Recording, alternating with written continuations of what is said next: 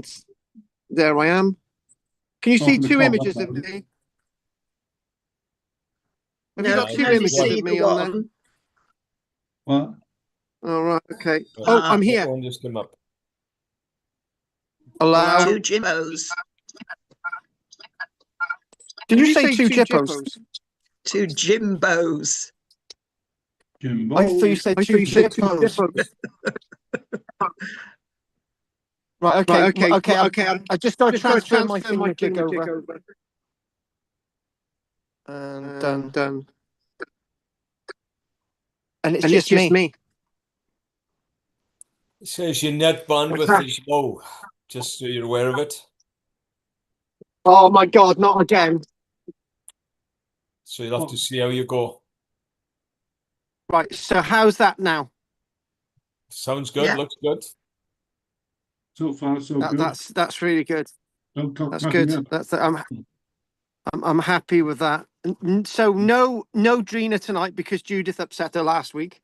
No Andy tonight because Roger upset him. So Yes. other than that, any news from you, David? No, sorry. Okay, Margaret. Well, I've just been reading about the building that we looked at last week in Trier. In Trier. Yeah. Trier. I didn't know that. Did you know that over Napoleon ordered that it be converted back to a Roman fort? Into a Roman form.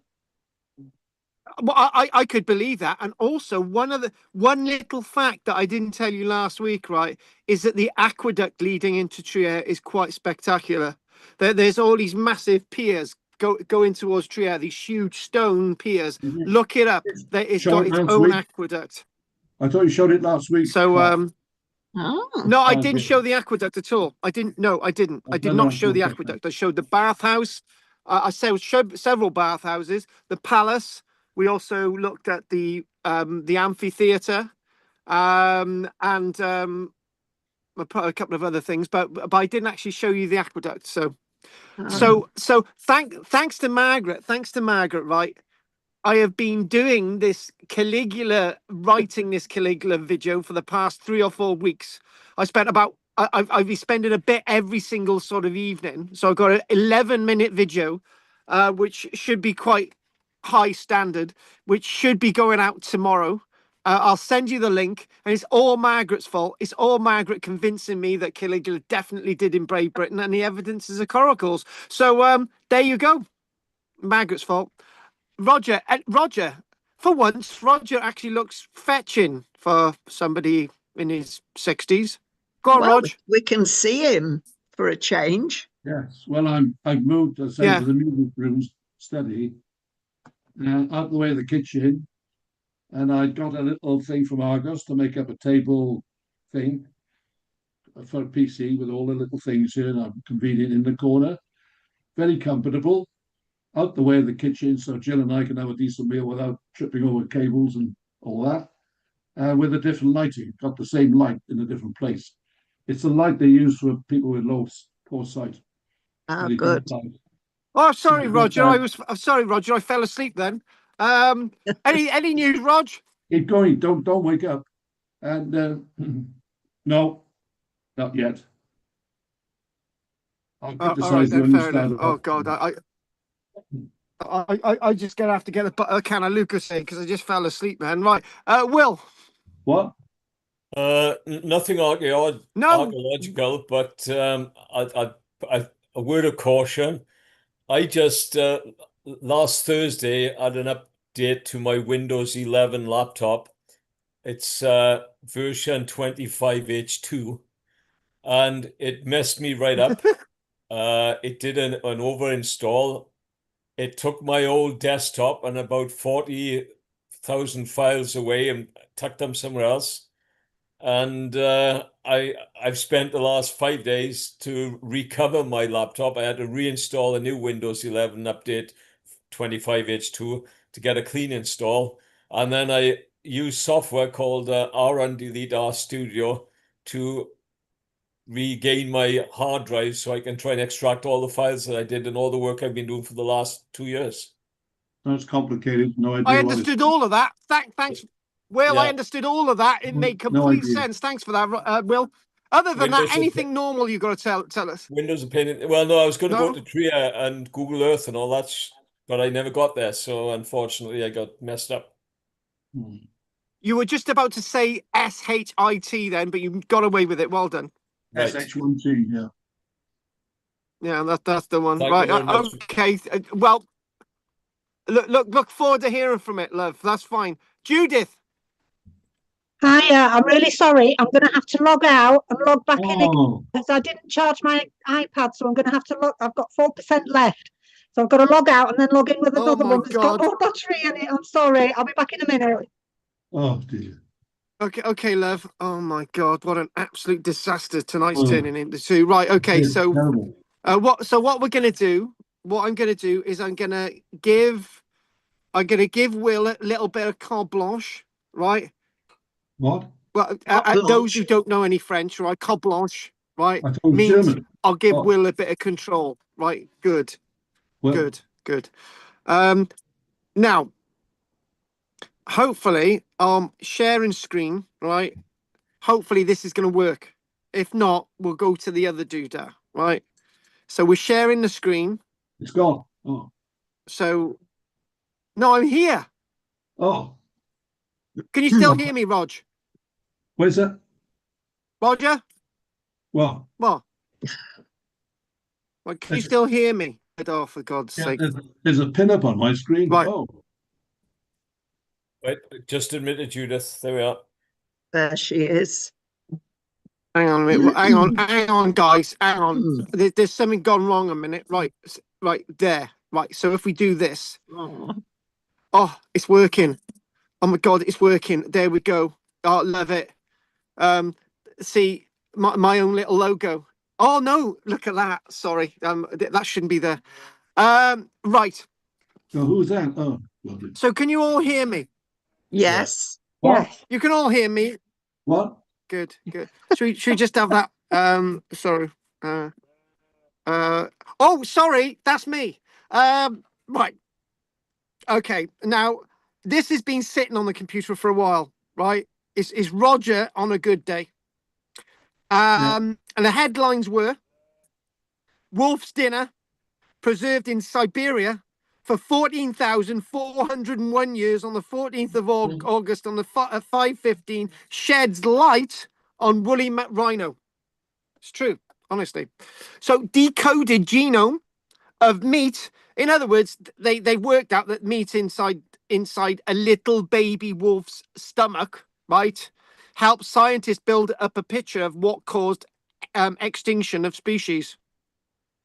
They did it, and that is actually the wolf that we're talking about.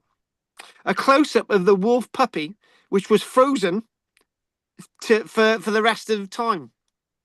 So researchers have shed light on the final centuries of the woolly rhinoceros after studying a hairy lump of meat from the stomach of an ancient wolf cub that became mummified in the Siberian permafrost. There's a bit of Roger's wig. So, sorry, Rog, did you get that? Right, anyway. So, Okay. the piece of woolly rhino tissue, what's that, Rog? No, not your wig, okay? It's a piece of, shut up. It's a piece of woolly rhino tissue found inside the stomach of the wolf puppy. Hair is still intact. Isn't that wonderful, Margaret? It's amazing. Yeah. Yeah, I'm glad. I'm glad it is. So there we go. The beautifully preserved remains of, there we go, a 2-month-old female wolf cub were discovered in 2011 whilst they were hunting for the lost statue of Lloyd George near the village of Tumat in northeast Siberia. It's true. So the animal is thought to have died 14,401 years ago on the 14th of October at 4:15 when a landslide collapsed in its den, trapping the cub and wolves inside. So they couldn't get out forever. And they're still trying to get out, and they found them. See? Roger, is this your ideal dog? No. All right, fair enough. The frigid conditions preserve the Like our wolf. Luigi. The wolf. Luigi? What? Yeah, my mate's dog, So Luigi. the He's a nice little character, not too big, loves daddy, and is friendly. It's nice. Roger, can I just make a comment? Right, that's not relevant at all. I just don't want to hear that rubbish again. Good. So the frigid conditions preserve the wolf for millennia, and on examining the remains, scientists found its stomach contents were also intact. Wow. It also found out that it ate some fries from McDonald's. So part of the wolf's last meal was a chunk. There it is. It's back again. Look at that. The thing is, I'm looking at this chunk of meat and I'm thinking, doesn't that look like it's been cut? Yes. Yeah. It does. So I'm thinking, yeah, I'm glad you agree, Margaret. Don't worry about it. We'll call you in a minute, right? So anyway, the point is, it does look like it's been cut. As soon as the air got to the wolf, wouldn't it have perished? How did they manage to get it out intact? Well, no, basically because it's shut up, Rog. Because it's frozen, because it's tundra, right? With the icy conditions in Siberia, right? The top half a meter is solid, frozen solid, right? So when they're excavating this den, it's still solid. So hence why Ericina, right, is preserved like that. Who looks like Roger's mate's dog, who's really nice. God, I'm finding this really hard tonight. I really am. Anyway, so the one thing is, it goes on to say, the discovery marked a rare opportunity. Until recently, we had no idea of all of this, but now we can work out if they could obtain the rhino's genetic makeup from the partially digested meat, it might reveal the state of the species as it headed for extinction, right? On a very serious note, Michelle said to me really recently, she said, it's quite possible that our humble hedgehog might be on the edge of extinction in Britain. It's true. They're so full of diseases and stuff and being killed by so many cars.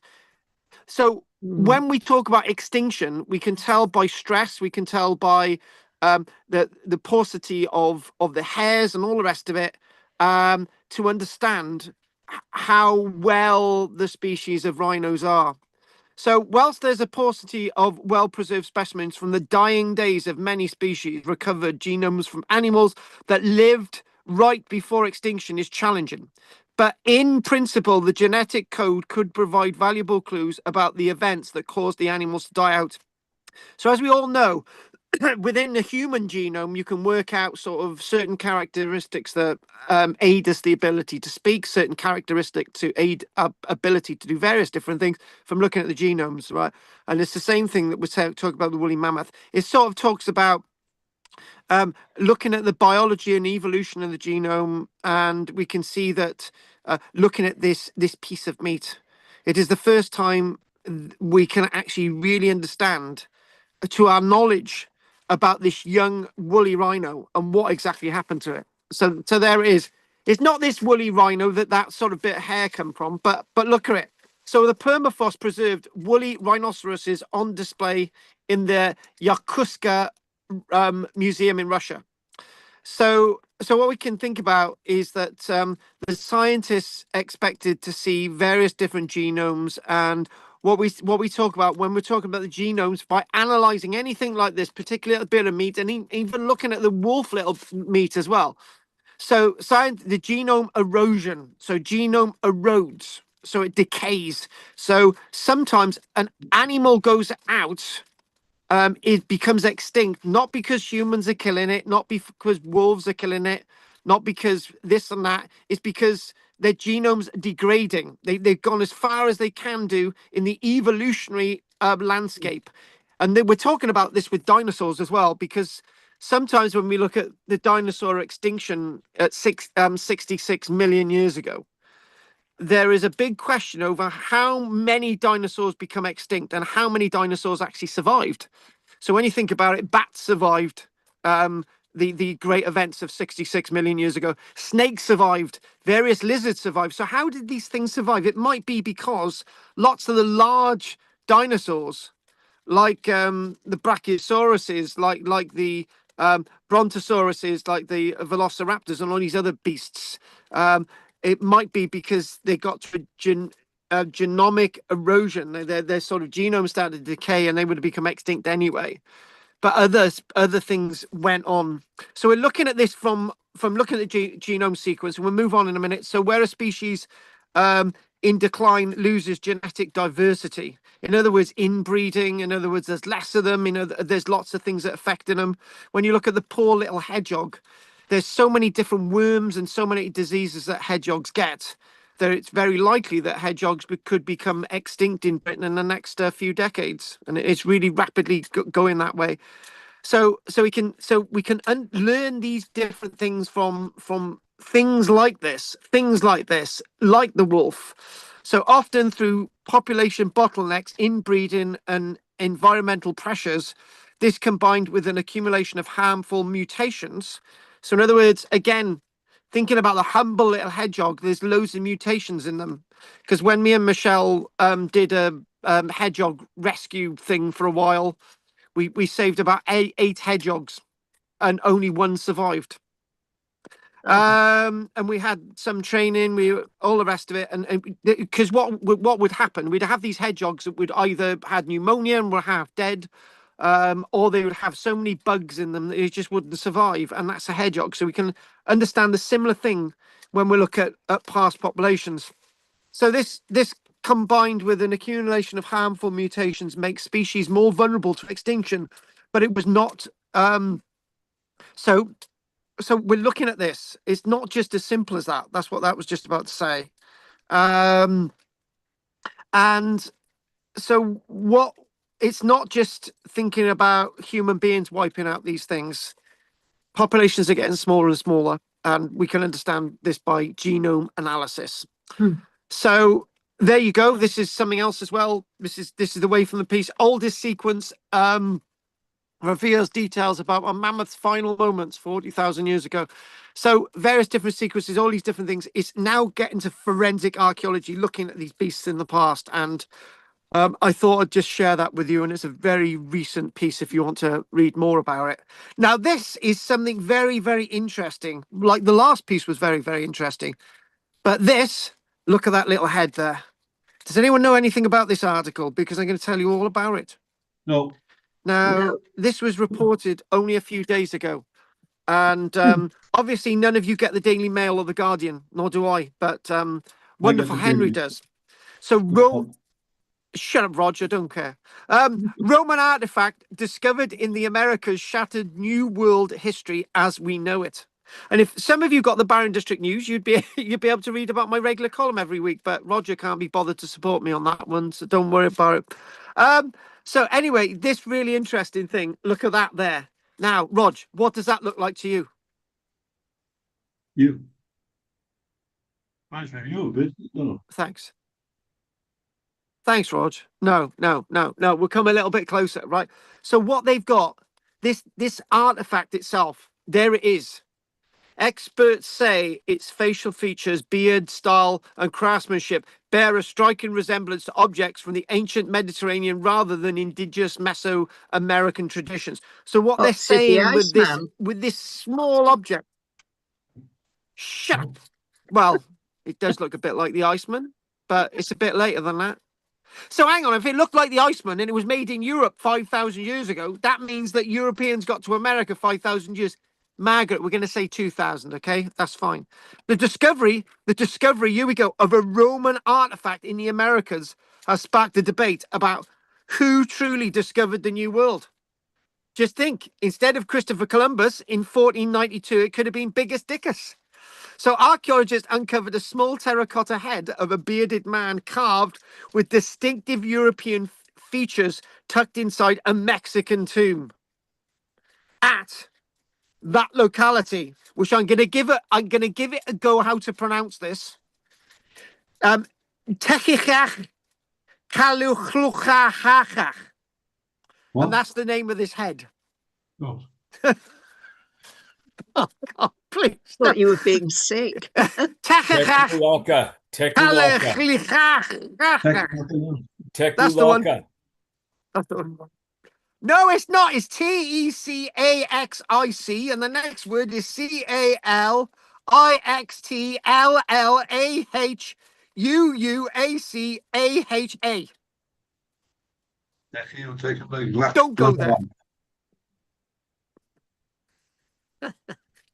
So the Vikings Anyway, actually it was traveled founded that. from Nova Scotia, from Labrador, Newfoundland. They went down into Mexico. They dropped a few of their trinkets there, and then they went back home. That was 5,000 years ago. This is Roman. Yeah, but this is Roman, not the Vikings. I gotta slap him in a minute. It's not Viking. Why did you say the Vikings then? It makes no sense you mentioning the Vikings then. Well, they got on with it. He knows that. Hang on a minute. Look. They colonized Labrador and Newfoundland 5,000 years ago. You know you can't call it New. You've got to. You can't call it Newfoundland. You've got to call it Newfoundland. What? Right. Anyway, right. We're gonna have a row in a minute. Anyway, shut up. Roger, zip it. This was discovered in 1933 inside a sealed pre-Hispanic burial beneath multiple intact layers, indicating it had not been disturbed after its placement. Do you know, I'm disturbed after I do these classes every week, but that's not the point. But anyway, so what they're saying, before wonderful Cortez got to Mexico and had a little bit of a chat with Montezuma in 1521, this had been in the ground for a long time. Experts say, there we go. Oh, doesn't he look cute? German archaeologist Bernard Andrea later concluded in the 1960s that the piece was without any doubt ever. This is the most important find, by the way, ever, linking it stylistically to the Severan period of the Roman Empire around AD 300. Now, Severan, Septimus Severus, job done. So that's what we're talking about. So that period. Now, guys, can I share something else with you, Rog? When I was a young lad, right, which wasn't too long ago, when I was a young lad and I was wandering around Limassol, the Limassol Museum, all by myself, with a chocolate bar and a statue of Lloyd George under my arm, there were statues in the Limassol Museum in Cyprus that looked exactly influenced by people from America, right? I kid you not. So this the other way around, that you're getting stuff from Europe in America. Maybe you've got influence from America if you look at the stuff in the Limassol Museum. But I wouldn't go to the Limassol Museum at this stage because your plane would probably be shot out the sky by somebody thinking you were somebody. Anyway, so scientific testing using thermoluminescence dating. How is it I can say thermoluminescence dating, but I can't even say the name for this site? A method that determines the age of ceramics and pottery by measuring the light emitted when heated, further supported its antiquity, suggesting the artifact predates European contact with the Americas. Hang on a minute, how does that work? No, they must have taken a sample off it. There's no way they use the whole thing to do that. So the burial itself could not have dated beyond 1521. It could not have dated. So it's buried underneath stuff from the Spanish period of Hernando Cortez. There you go. Creating a sealed timeline that does not easily explain how a Roman object could have been placed there. So all this has led to controversial ideas that the Romans may have discovered the Americas more than 1,000 years before Columbus. A fact. No. And there's some. Shut up, you. There's some more stuff as well. This German guy said it's stylistically like lots of portraits from this period, right? Although the most recent research looking at this hasn't changed since they did some research in 2001. Despite the excitement surrounding the artifact, many archaeologists remain cautious, warning that extraordinary claims require equally strong evidence. So one object doesn't necessarily mean to say that the Romans got there. It doesn't mean to say that the Romans got there and created a settlement. This is the same stuff as the island stuff that I'm going to mention if we've still got anybody left in 40 minutes. But one of the most frequently cited explanations is that the head may have been introduced to the burial site long after its creation. So, in other words, I don't know, a Roman object managed to get to America by the Vikings. Yeah. Why the hell would the Vikings? Anyway, forget that. I don't agree. Some researchers have suggested that it could have arrived during the early years of European exploration. Maybe it got there by Americo Vespucci, who actually apparently named the Americas before Christopher Columbus. Roger, say it with me. America Vespucci. 1, 2, 3. America Vespucci. Gonna say it properly. Oh, look, Roger, say it after me, right? Just slowly. Yeah. No, America Vespucci. Molto bene. Oh, forget it. Yeah, good. When objects were sometimes traded, so we don't know. So it was found in 1933. Some people think it's a hoax. Some of us think it's genuine. But I will take us back to Fernanda. I gotta be very careful what I say now because Michelle's in the room. My friend in America, in South America, Brazil, Piracicaba, right, she sent me a press cutting in 1991, and she basically said, "Look what's been seen. Look what's in the newspaper. They found Roman amphora in Rio de Janeiro Bay, right? And immediately after this was printed." And a disclaimer was put in the newspaper a few weeks later saying, "Oh, you know, the amphora managed to get to the bay accidentally, right? It could not have been brought by a Roman galley. It was accidentally found in Rio de Janeiro Bay, and at that moment, the amphoras disappeared. So there is stuff being found in the Americas, but we don't know anything more than that. So there we go. So the next thing I want to do is, where are we going to go next? There's the head again. Love it. Can you imagine this, right? Somebody found a room. We moved on. Just get over it, right? So somebody found the ruins of a Roman fort in their garden. I kid you not, a Roman fort. Can you imagine that? I'm in the garden, right, digging the potatoes, and I find a Roman fort. It's great, isn't it? So I thought this was good. And by the way, we got answers to 2 questions that were asked last week. And then we're going to do the Romans in Ireland. But no, Margaret, I am not going to be... No, the Romans did not invade and build thousands of forts in Ireland. We're not doing that one, Margaret. But find some evidence for me and we will. But anyway, so ruins of a Roman fort found in a back garden. Right? Look at that. It's amazing, isn't it? I just think this is so amazing. The discovery was found in the hang on. The discovery was found in the under the back gardens of whoever wrote this couldn't. It must have been an archaeologist who wrote this. It was found in a back garden, right? And initially, when this was sent to me, I didn't believe it because somebody sent this to me last week. I think it was one of my nutters on the Wednesday evening, right? Henry, anyway. So he sent me a little Google thing, and I couldn't find anything. It was just it looked like this. That's been found, and I thought, well, that's neither here nor there, is it? Do you know what I mean? But right, and what they're basically saying is that if we have a little look at this, the Antonine Wall has a massive ditch on the northern side. It's so huge, right? It's a big ditch, right? And they had these fortlets along the Antonine Wall. Yeah. And the Antonine Wall basically cuts through Stirling and Glasgow from sea to sea, right? That's the Antonine Wall. It's not a wall at all. It's basically a stone. We'll do the Antonine Wall again, but it's a stone footing, earthen bank, and just basically a wooden palisade along the top of it. But they had all these little fortlets along the length, and these fortlets were eventually had stone walls, which is that. Yeah. So, and this was actually reported on the 16th of March 2026.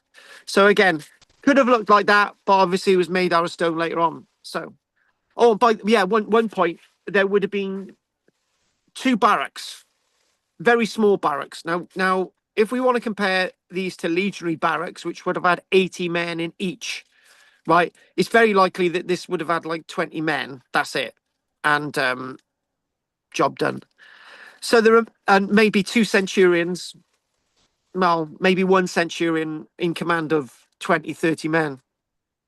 So so the remains of a small, it's saying the remains of a small Roman fort have been found in 3 back gardens in East Dunbartonshire. And I think this is like really, really interesting, really, really important. So Roman forts would often have towers, wooden towers, or if they're Hadrian's Wall, stone towers, walls and ditches to help protect the people inside from attackers. Or maybe it was just like a status symbol. We don't really know what the Antonine Wall's doing. We don't. It's like an enigma.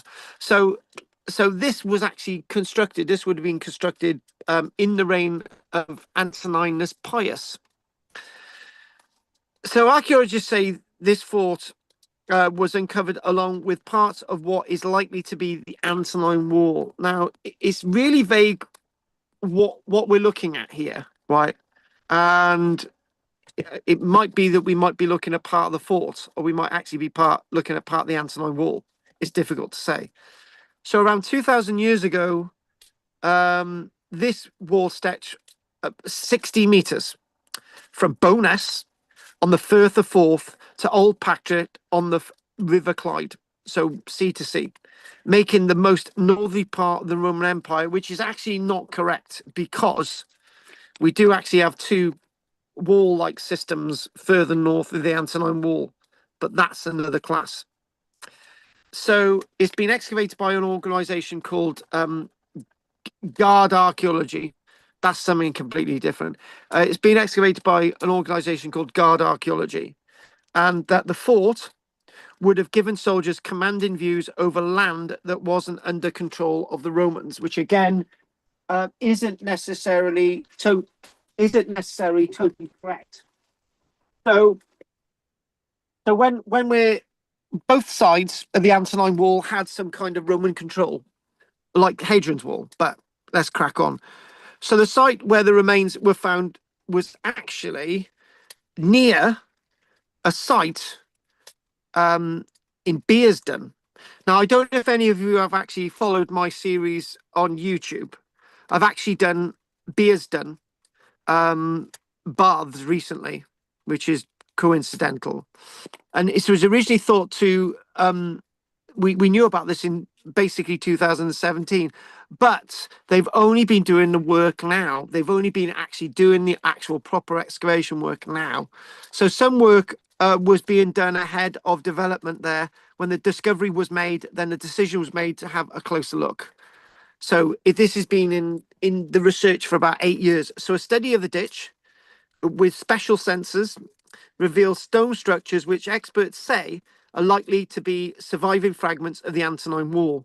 Now, the state of preservation of the Antonine Wall is a bit like Hadrian's Wall. In some places, it's really good. Other places, you can't find it at all.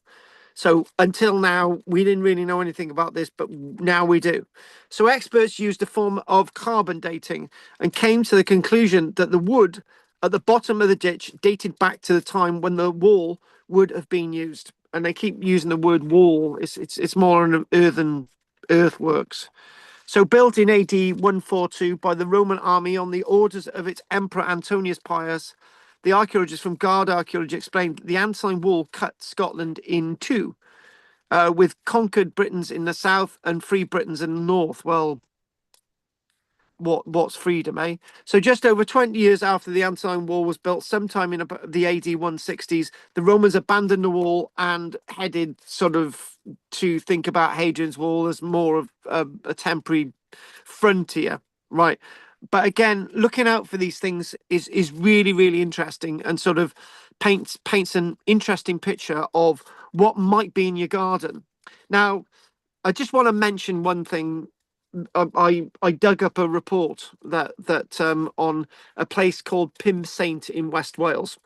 If anyone knows that the village of Pumsaint is actually smack bang in the middle of a Roman fort, Pumsaint, and nobody Yeah, and interesting enough, Michelle was telling me, she said there's a pub in the village, right in Pym Saint, on the left-hand side as you drive through, Roger, from Llandovery, and Pin site, they call it, Carl. and what's that? What's that, Rog? Pin site, they call it. What's that, Rog? Pim site. Shut up. 5 Saints. Okay, Rog. Yeah, I know it's 5 Saints. We don't need an explanation. We don't need trial and verse on it, Rog. That's the right way of saying it. Okay, Rog. That's life. Pym Saint. Oh. Anyway.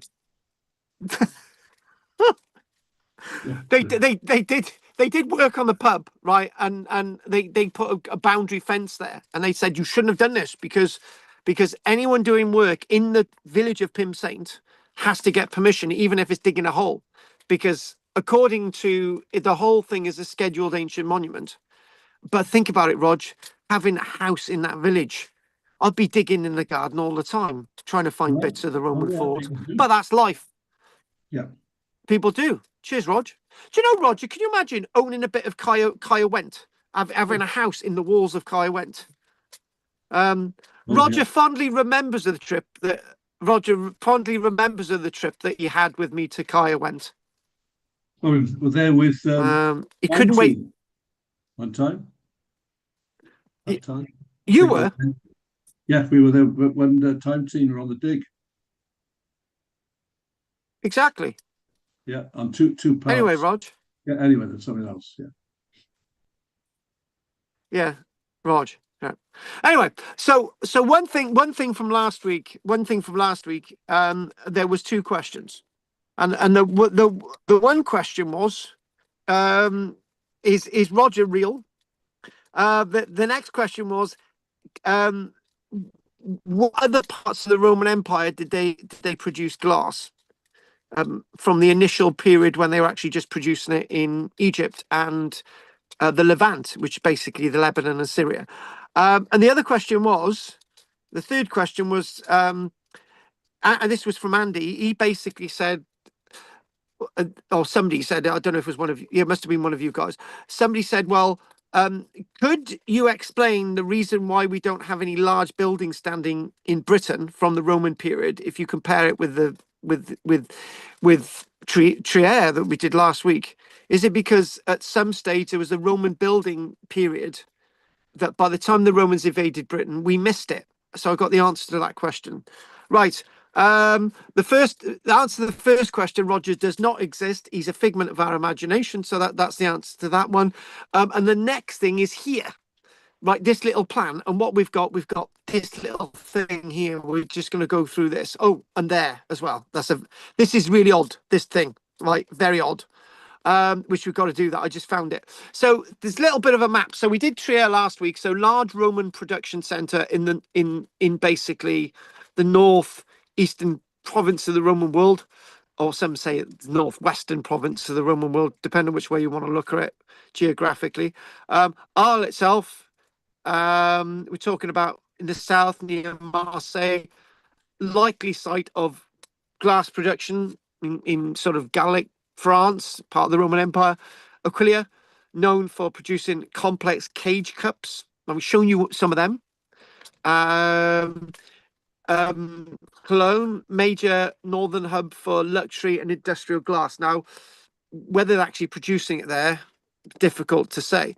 However, down there, the eastern hubs. So what we got Egypt, renowned for high quality glass production, and look at the blue bits there, in Lebanon, sort of Palestine and that type of thing, right? So what I'm going to do, we're going to have a little look at a list, and so this is interesting. So major manufacturing center, Syria, Palestine, Levantine coast. Considered the heart of the industry and likely the birthplace of glass blowing. Notable sites include. So I just want to explain that bit of the glass blowing. So this is not just blowing glass to produce bottles. This is blowing glass into molds. That's very important. Not pouring glass into molds, but actually blowing glass into molds, which is a skill in itself. Now, could we say that that's a typical Roman activity is a typical thing that was invented by the Romans? The answer's no. But it's probably part of the culture. Maybe glass blowing itself is being developed before the Romans start taking over the Levant. Maybe we don't know anything more than that. But lots of glass that you see being brought over to Britain now to be used in to be made into earrings, bracelets, necklaces, and they sell them in shops saying this is made of Roman glass. It's made of Roman glass that's been collected up from huge dumps of glass that you find in Palestine and Syria that are being exploited and then being sold on to tourists, basically. So Sidon, which and Tyre, these are places that sort of towards the northern part of the Levant before you actually get to Sidon and Tyre. You'll hear in connection with the Phoenicians, and then you think about the Knights Templars in the 1100s. So Sidon, famous for its skilled craftsmen who pioneered new techniques, very important there. Tyre, a significant centre for glass blowing and trade. So this is usually blue glass. Lots of blue glass, so that's really important for me to say that. Jalam, a well-documented site in northern Israel that functioned as both a primary and secondary production center, right? So all this glass itself, you can imagine that it's been boarded at Tyre, it's been placed on ships, it's going all the way around the Mediterranean, but not south, because we do actually have Egypt. So Egypt itself, we mentioned natron before, a primary source for essential raw materials like natron. So instead of using soda, we actually use natron itself, a naturally occurring soda. It's far more purer than soda itself. So natron. So we see this being in Alexandria, renowned for luxury glassware, including mosaic glass and gold band glass. Right, so Alexandria is actually a port, so it's just going straight out from Alexandria all the way up on towards the west and going towards the east. Right, so it's being traded around the Mediterranean. So Italy itself, and this is one thing with the Roman world. If if the Egyptians can do it, and the Alexandrians can do it, then what we can do. Syrians that can do it as well. So what we can do, Italy becomes a major production hub after Eastern craftsmen migrated there, and around the early years of the period of the birth of Christ, 20s, 30s, AD 2030s. Now, if we think about going back to the plan, just sort of put it in British context. So we had this discussion last week. It was a bit of one of you dug some stuff off the internet, and which was fine. And what we do, we've got evidence of glass coming over to Britain, and then the glass itself being put into depots, then being melted down, and somehow there might or might not be evidence that we're creating secondary glass stuff in Britain, right? Rather than it going back on a boat, going all the way to Italy or maybe in France, and we're actually using, and we've got our own glass industry. One second, we've got our own glass manufacturing industry in Britain, but how far that stretches, how much we understand about that, we don't know. There was actually one episode of Time Team where they were looking at an area where there was mass amounts of glass stacked, but that was broken glass. So we don't know much more than that. But when you think about it, these glass coming all the way over to Britain, and one of the things about technology, and when we're thinking about the Roman world, we find Roman glass as far north as Shetland, and obviously bits of Roman glass in Orkney, which is really, really interesting. And this links us into the bit after the break. We actually find really intact glass being found in, drum roll, Ireland. So this is the thing. You think about this glass and it's preserved, right? And I mentioned Gilbert, who used to be part of these classes ages ago.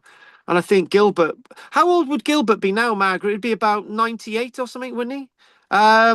So Gilbert used to be part. No, I don't think he's that. Would be that old. I think it'd be about 96. But Gilbert actually found some intact Roman glass in a wall in a building that he was renovating in Cumbria, and where that came from, we don't know. So finally, sort of ending on this, so Italy became a major production hub after Eastern craftsmen migrated there. There we go. Okay, I've repeated that. So a massive consumer market with its own local workshops. Again, what they can do elsewhere, we can do in Rome. We can do it in Italy. You know, Aquilia. There we go, Northern Italy, known for high quality production, including intricate cage cups. Now, we've shown them before, and some examples have actually been found in Trier as well. So, Germania, there we go. We mentioned Trier there. And can anyone, right, before we go on, right, Roger, you know that word beginning with an X there? How do you pronounce it? Yangten? Where are we? Roger? Oh, yeah. How do you pronounce it? That's not that's not a Roman word, and that's not a German word either.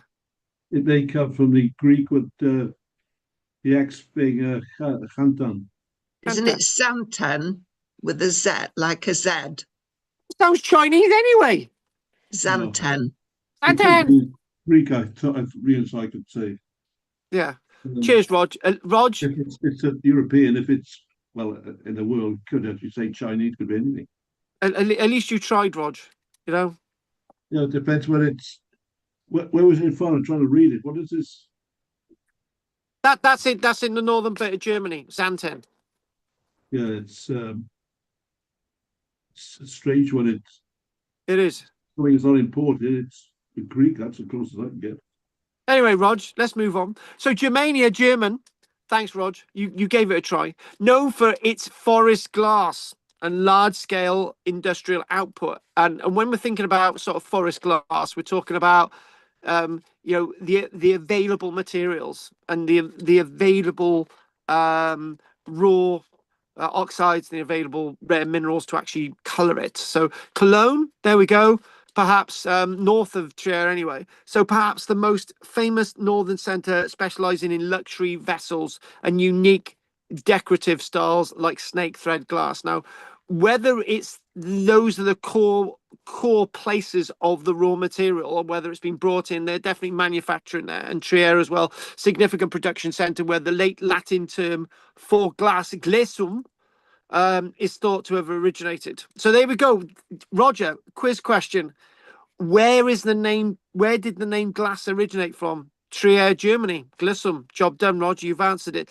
Yanten, Vetera, a major military and trade hub with documented glass production. So remember, Yanten was the site in Germany that they've done lots of reconstruction work. And there we go. In France. Arles, Lyon. Talking about Belgium as well. So a likely site for mold blowing glass production. Now we could tell that from suitable glass molds that might have thermal shock, indicating that glass had been blown into them. And Lyon as well, an important region centre for glass working. Glass blowing is different than glass working. So obviously secondary glass blowing are. Now this is interesting. I don't know how true this is, right? But oh yeah, that's answer to the other question. Oh God, we haven't done the answer. Right, okay. Let's read what this says. So there, think about it. I don't know how much of this is true, but I'm going to do it anyway. I like weird stuff like this. So the image depicts a legendary account from Roman history. Now we're not doing history. We're supposed to be doing archaeology, but I thought I'd chuck this in there. So regarding a flexible glass invention called vitrum flexile, basically bakelite. Roman legend, according to ancient sources like Pliny the Elder, a glass maker presented this flexible glass to Emperor Tiberius. He's going, well, hey, what have I done? Look what I've done. Unique properties. Instead of shattering when dropped, the glass would dent or bend and could be reshaped with a hammer. Can you work that out? So fate of the invention, fearing the new material would devalue gold and silver. Tiberius allegedly had the inventor executed and the secret lost. So we're talking about Tiberius before his death in AD 37. Right? Okay, Tiberius. Yeah. And there it is. It says the Roman flexible glass called vitrum flexile, a fascinating ancient mystery. Instead of shattering, it bent or dented when dropped and could be reshaped with a hammer. And again, I'm looking at this and thinking how much of this is true. So there we go. Roughly before AD 37, a glassmaker from Rome created a type of glass that was unbreakable. It could never be broken, ever. Emperor Tiberius, fearing that this innovation would diminish the value of precious metals, ordered its execution. This technology has only re-emerged in 2012 with the introduction of Gorilla Glass. Or, if you're a fan of Star Trek, the formula was given by Spock to somebody in America, and they were able to produce that. Whatever theory you want to go with, but there you go, Gorilla Glass reinvented in 2012. Does anyone know what I'm talking about? But anyway, there it is. So so finally, what time is it now? Okay, we'll have a break in a short while. Wonderful Michelle's going to make me a cup of tea, and she's also going to do me some toast, sour bread, and she's just put her 2 fingers up, which is very nice. So basically what we're going to do this last one. This was another question, right? This was another question that was asked last week. So the question was, does Rowan Roger exist? I've never met him, so I don't think he does. So it says this question, right? Why don't we have buildings that are more than 10 meters tall surviving in Britain? Why? Is it simply because? So there we go. That's one of these buildings. Look at that, the Pantheon. To the dome there, it's over 40 meters tall. And look at that there, Baalbek in Lebanon, right? Unless it's been blown up by the Israelis now, but that's there. Look at the size of that. That was built in the Roman period, right? And so why don't these things? Is it because by the time the Romans got to us, they'd already built all these structures, right? And they didn't build them over here. But that's the answer is no. So the height of large Roman buildings peaked during the early AD 100s with the Pantheon in Rome, AD 125, quite precise there. The 5th of August, it was opened. It's always August with the Romans, by the way, or the Ides of March. That's a completely different month. So AD 125, holding a record of roughly 43.45 meters, precisely on there. So for height and interior diameter. Other notable massive structures include the Colosseum, completed. There we go. Well, apparently it's completed in the reign of Vespasian, but we'll leave it there. Just before AD 80. Yeah. So at nearly 50 meters tall, massive. And the Basilica of Maxentius, which was AD 3112. A basilica is one of those massive buildings that are big. There you go. Good use of the English language there. So we'll go on to that in a minute. So look at that there. Agrippa, amazing. Thicket made me. And looking at that, and that there is one of the needles that was nicked from the Egyptians brought over to here on a camel, right? And it was placed outside the Pantheon. So here we go. This is good stuff. Yeah. Insulae, apartment buildings. Now, there's a point with that, right? Point with that. Us archaeologists in Britain use the word insulae, right? Or insula, right? To define blocks of land in Britain that, so basically you'd have a road network in a Roman town and there'd be a grid pattern and we'd call that an insula, right? But another way of looking at an insula is residential buildings, apartment buildings, which do still exist in Rome, were notoriously high, with some reaching over 10 stories before Augustus restricted them to 70 Roman feet. And later Trajan, so he died by the year AD 117, the maximum height was 60 feet. Enforced height regulations. Can you imagine a Roman sort of planner, right? Are you totally sure it's not 61 feet tall? Are you complete? Oh, yeah. Honestly, right? And then the next minute, the thing's collapsed. One thing that we do know is that there were lots of collapses of brick buildings in Rome. It was notorious for problems with brick buildings. They built them so high, right? They filled them with tenants. The tenants paid, and they decided to build them, and there were prosecutions as well. There you go. So monumental heights. The Temple of Jupiter in Baalbek, yeah, featured the columns alone were just a smidgen under 20 meters high. Just the columns, only the columns.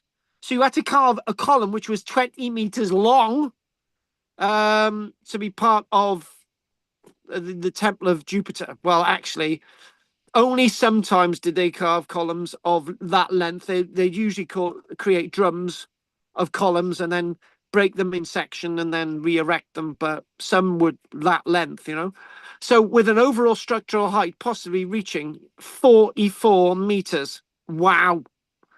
Now, one of you, Rog, one of you is going to tell me by the end of the chat, right, the height of the Empire State Building, so we can compare this with this.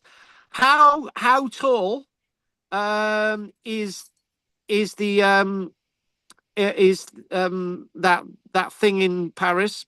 You know, just do some comparisons. That's what you got to do. I'm sure Will's already done it. He's typed this in. So structural advances, the development of concrete, opus Hermeticum, allowed for massive structures like the Baths of Trajan, built in AD 109, and the Pantheon to attain unprecedented heights and spans. Wow, lush.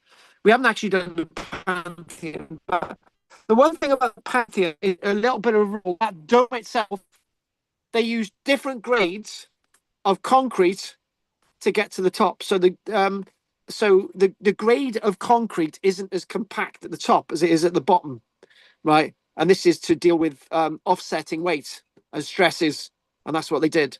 So look at those beautiful notes there, are made with an Italian type marble, and they're one single lengths.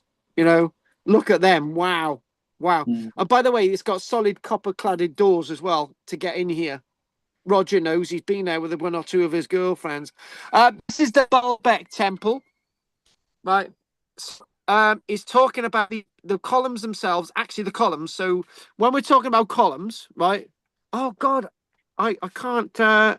Anyway, so the columns, so the base of the columns themselves, and the capital of the columns, right? That's not included in the overall height.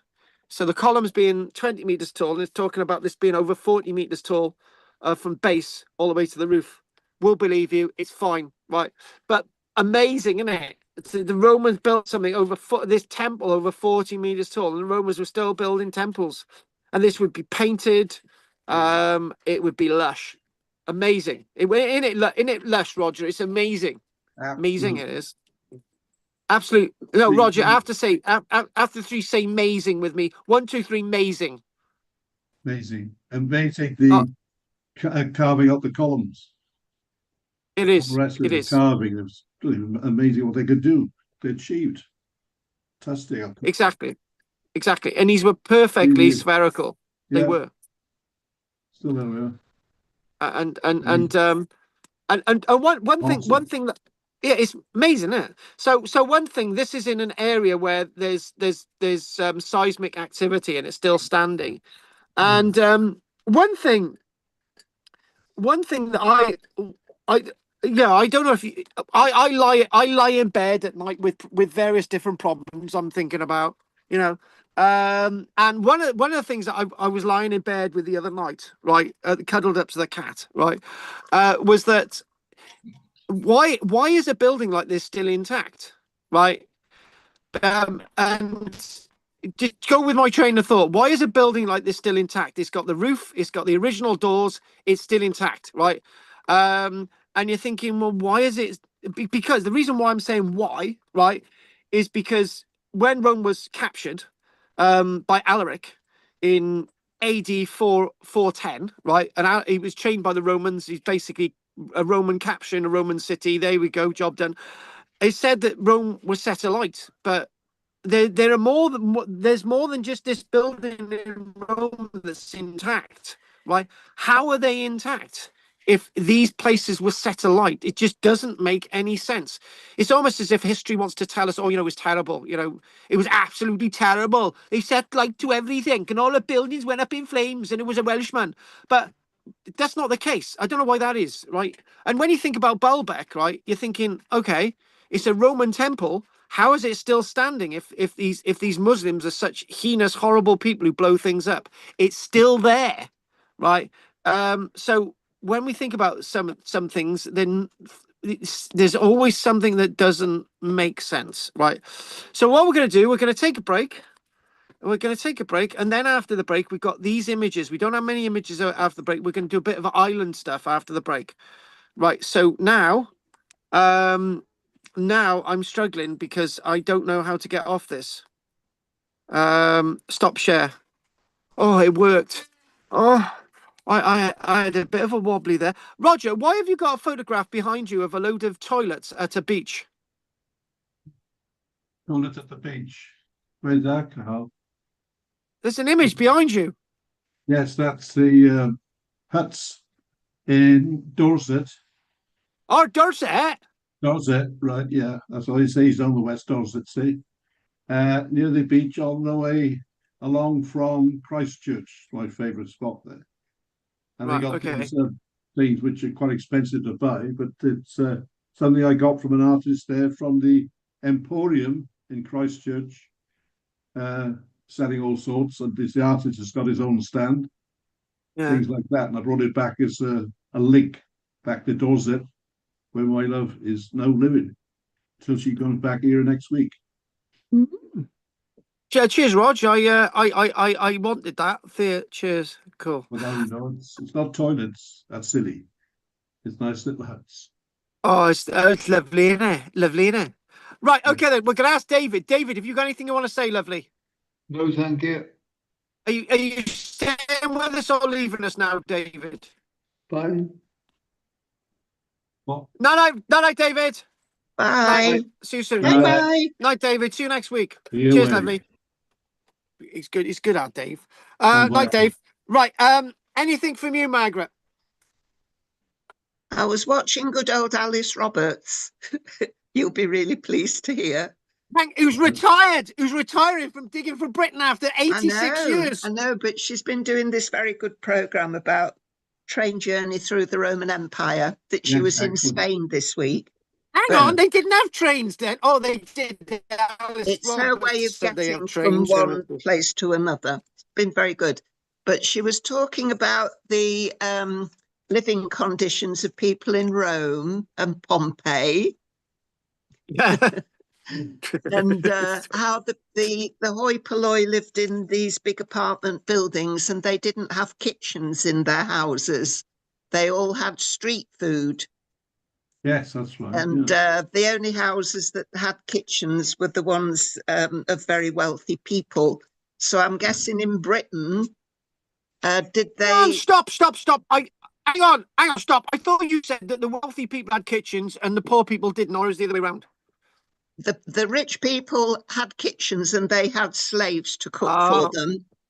The poor people lived in these, what do you call them, insulae, apartment buildings 6 stories high, and they didn't have kitchens. They used to have street food. And, they found in Pompeii all of these shops with the big holes in them where they kept the bowls of food and people just went and ate. Sounds good, doesn't it? Yeah, but the thing is, if you did that, you'd need to be incredibly wealthy. Just think about it. It'd be like, well, how would we survive having a pizza every day? Do you know what I mean? It was just good, wholesome, fairly cheap food, and it was on the go all day long. Yeah, a lot of so bread. People just stopped and had a bowl of whatever, vegetable soup or something, and it was very inexpensive.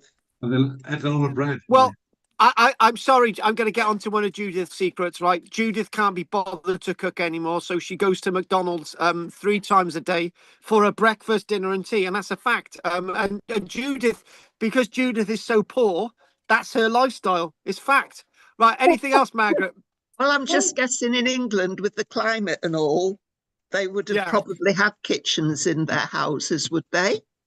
They didn't have the street food thing here. Warm as well. Like, can I tell you a little bit of a story, right? By the way, I've got a rubber glove here to remind me that you look like that from Chicken Run, Wallace and Gromit. I do. That's the whole point. I gotta keep rubber gloves in my pocket because we're lambing, so I've got to make sure I can get my hands available with a pair of gloves. Do you know the vet, right? The vet actually, when we went to a lambing course, the vet said, "Oh, I don't put gloves on. I shove my hand right up the back end of the sheep and I pull them out." Oh God. Anyway, no, I was going to say something then. Killian, that a few years ago, right? A few years ago. Oh, you've done it. Oh my God, Michelle's done something. She deserves a big sloppy kiss after this. But right, what was I going to say?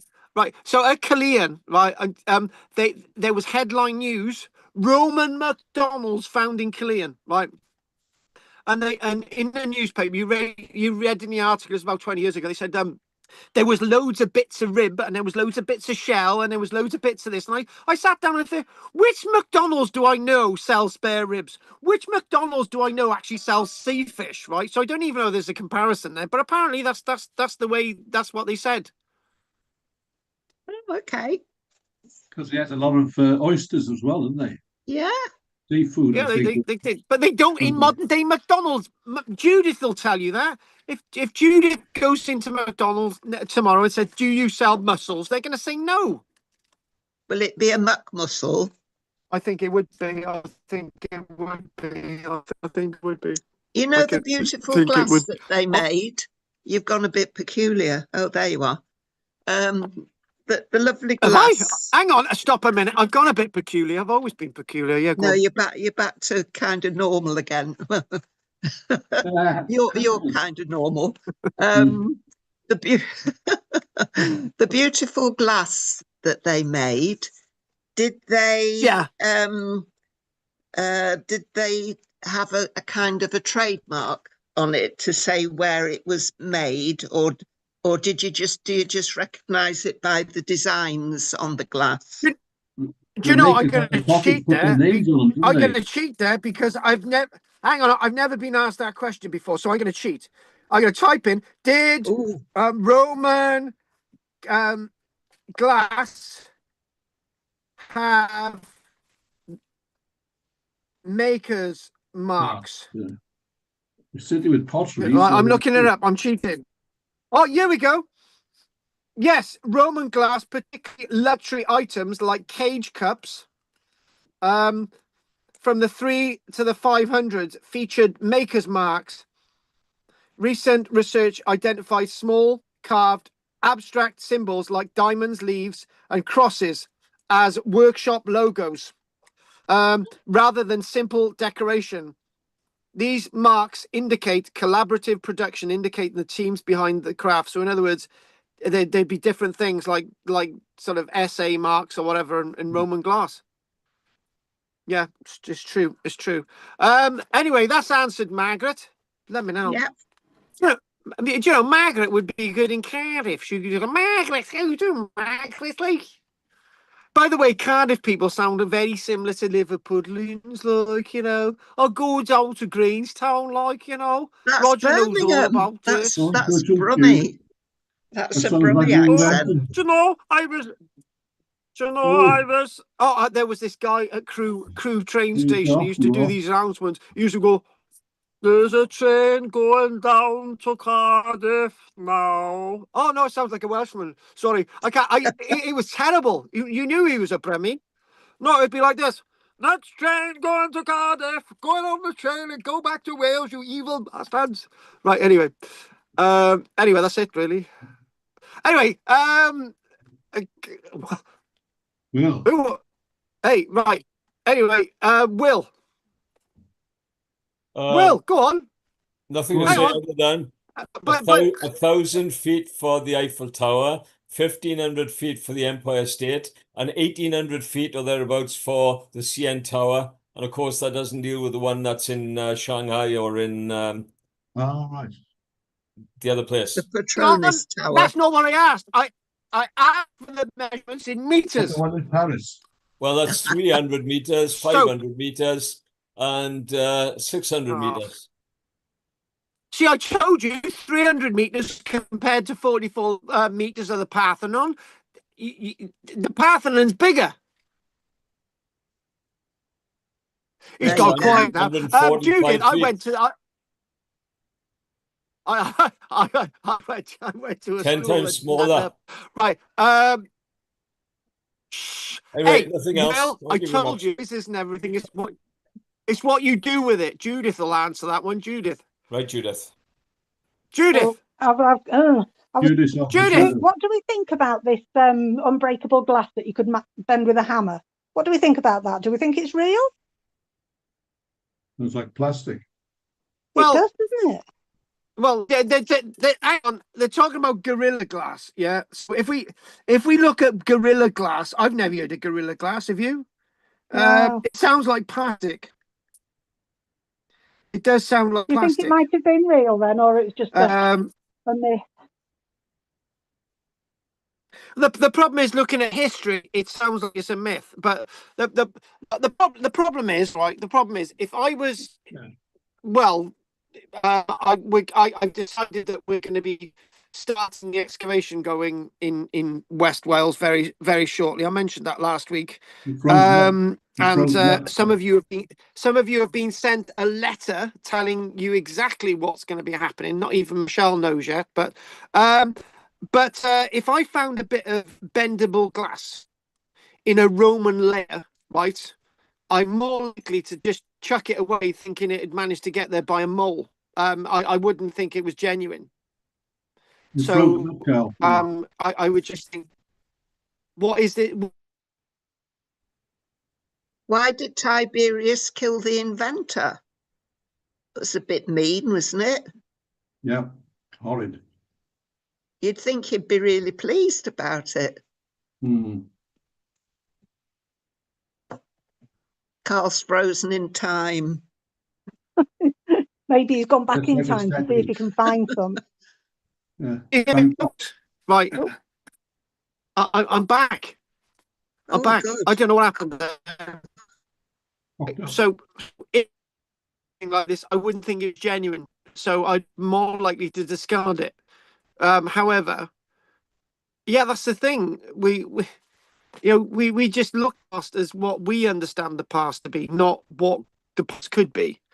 Right. So, for example, if I was digging in Baghdad, right, and I found something that that looked like a battery, and it was like 2,000 years old, I would think it's not real, and I would get rid of it, even though we've got an idea that there's evidence that they had batteries, 2,000 years ago, or types of batteries that could generate electricity. Do you know? So. Yeah. Anyway, so what we're going to do? We're going to have a break. Are you still there, Margaret? Yeah, but your side was Margaret. On. You're sideways. Yeah, you got all funny and frozen. Yeah, you're horizontal. Yeah, I know I've gone all sideways. Right? Yeah, there's nothing wrong with a bit of horizontal. Right. We're going to take a break, and we will be back in. Basically, we'll be back at 22:09. So we'll be back in 12 minutes. So I'll see you in a minute, guys. Yeah, it's like Ealing Films, isn't it? Ealing Films. That's silly. Well, Ealing Films. Well, yeah. What was it? Oh, right, yeah. Oh, that's true. That's true. Hey, you'll like my video that I've done about. Yeah, you'll like my video about Caligula because you're mentioned it about 3 times. One as the Witch of Cumbria, one as the yeah, you'll hear yourself in there, and you can say, "Look, I'm in this amazing video." Right, we're going to take a break now, so we'll be back soon. Okay, Norman. Matron or something else. Take care. See you in a minute. Ooh. Anything minutes. Oh.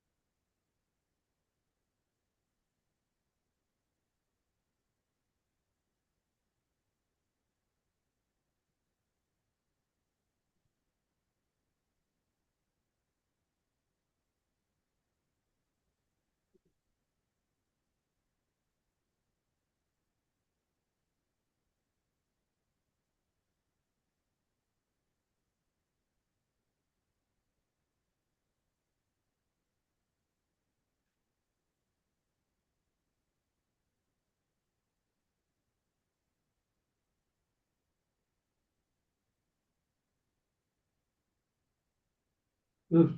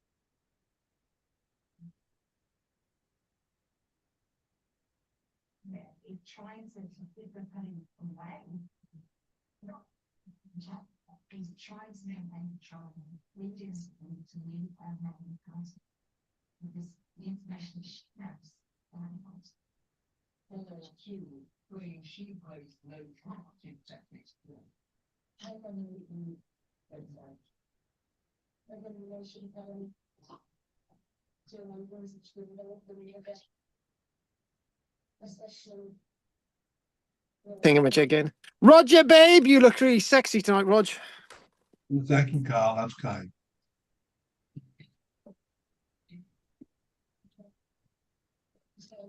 Very good. So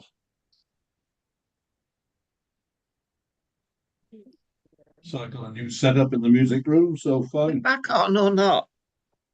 What? Are we back? Hello.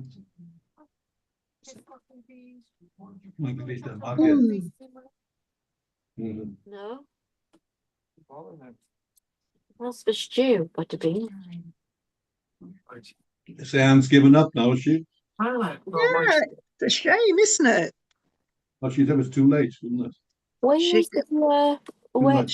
the sheep? Oh, they're under here. No, where's the girl? She's under here. Is she? Yeah, she's surrounded by pieces.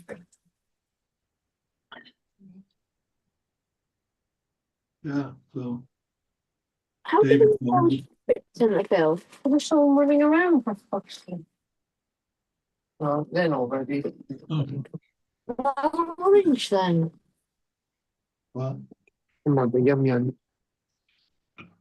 Go on, man. Be a bit more hyper again. Shut up. Joey.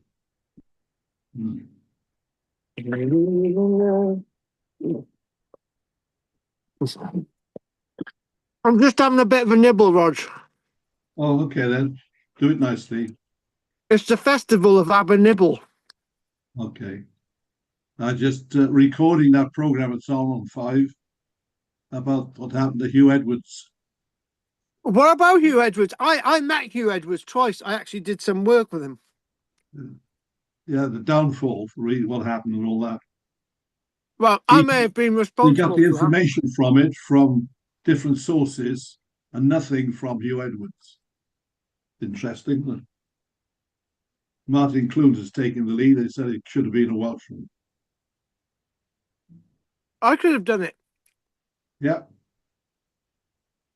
See, but there we are. So it's nearly a 2-hour program. So I recorded so me and the missus can see it together. And she'd like to see that. Won't have time tonight. I don't want to see bits, so recorded. And you can't always do catch up for all of it now. It seems to be less. No. No, agreed. You know, I went on the catch up the other day and it said channels at the bottom, went to channel 4, and it came up, put me on iPlayer. And I thought, what? So I thought, oh, let's give it up. So you're recording it? Yes, I got it ready to fire off. Yep. What, on a Betamax? A Betamax? 5 HD. Oh, 5 HD. Mm. Yep. So that'd be interesting to see what they come up with, because I remember the news and stuff about his father, Professor Tivy Edwards. He was a bit of a rough case. He was a toughie, but he was expert on the Welsh language and all the rest of it, and culture and everything else. So whether he bullied Hugh a bit to do things, I don't know. Well, yeah, but Roger, you bullied me to do things. His father was like that Paisley in Northern Ireland. I used to love that. This is the Irish. No, that was something else. That's the way I do it. My name is Ian Paisley. Don't you ever disagree with me. Nobody will ever disagree with Ian Paisley. I am the leader of the world. The whole world revolves around the Unionist cause in Northern Ireland. Very good. You should get a BAFTA for that. Be sure. I used to be really. Hang on. Let me get into my deep Ian Paisley. Hang on. All right. Try to do the top of that word just there. You got to get into the accent. That Jerry Adams, he's an evil bastard. All right. No, that was something else. That was that guy out of. That was your pirate character. What was that? I'm not a pirate. I'm sure you're not a pirate. So, you know, I'm gonna walk the streets of Newquay for a few days in the summer, as a pirate, and I better not take Michelle because she always used to get upset with all the women who used to come up to me, expect me to give them a hug. Oh God! Right. Anyway, right. Let's just crack on. Let's crack on. Okay. Matron, shut your face. Titter me not. What? Perhaps you're a babe magnet, you know. Well, I I've ended it with Michelle, so A lady killer. got this book. Can you see? No, Can you see this book, Carl? can't see out. forgotten people of the ancient world, all in Ireland. Right. What about it? I'm reading about Yeah, go on. people called the Sarmatians. Have you heard of them? It Yeah, says from down in old Romania. Yes. 500 BC to AD 529. It says their women ride That's on horseback, use the bow and throw the javelin, and they can fight in war as long as they are virgins. And they stay virgins until they kill 3 of their enemies. Oh. Whoever takes to herself a husband gives up riding on horseback unless she has to join an expedition. Oh. How do they know that? Apparently, Roger, a woman has her first orgasm as she rides a horse. I see, yeah, especially on the saddle. But toughies like Boudica wouldn't want to take her on. God. Oh yeah. Oh my God. Can you imagine her on a horse with all her red hair like this? Oh, come to me, boys. Yeah, exactly.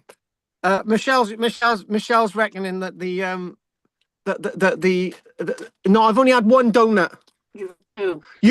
No. You've had two. No.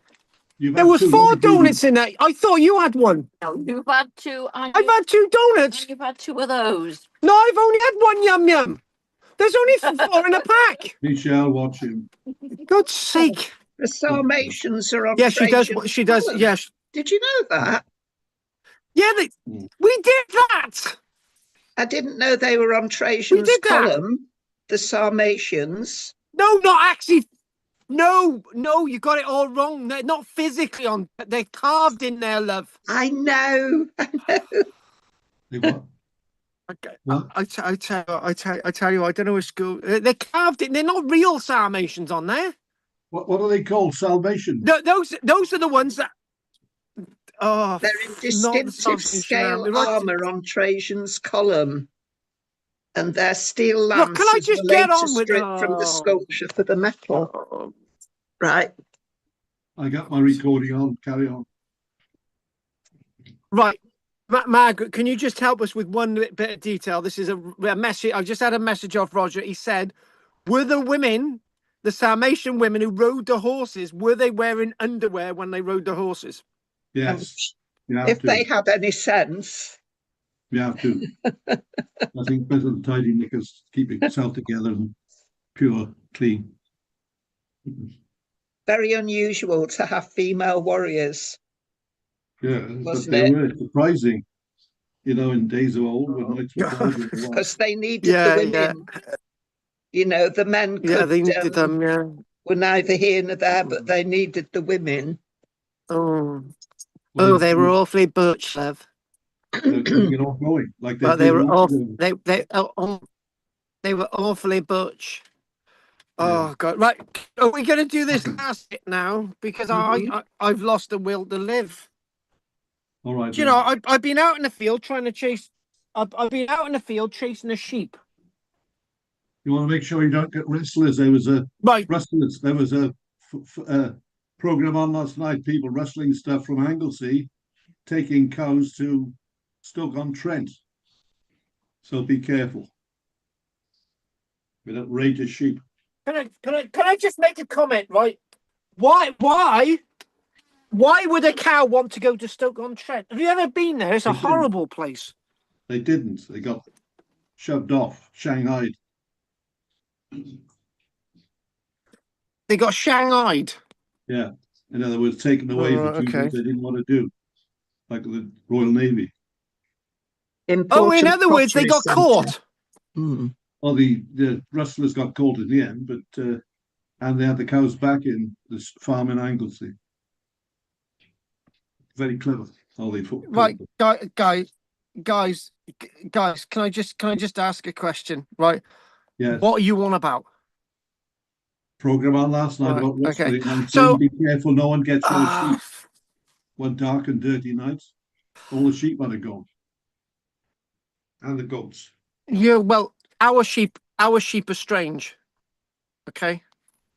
Good. Happy there soon. Guys. So, Oh, Roger, can you just let me carry on? no, I'm just trying to say you haven't got the message yet. Oh. How are you keeping your sheep safe? Right, okay. We've got a security alarm that tells us where if the sheep are being rustled, right?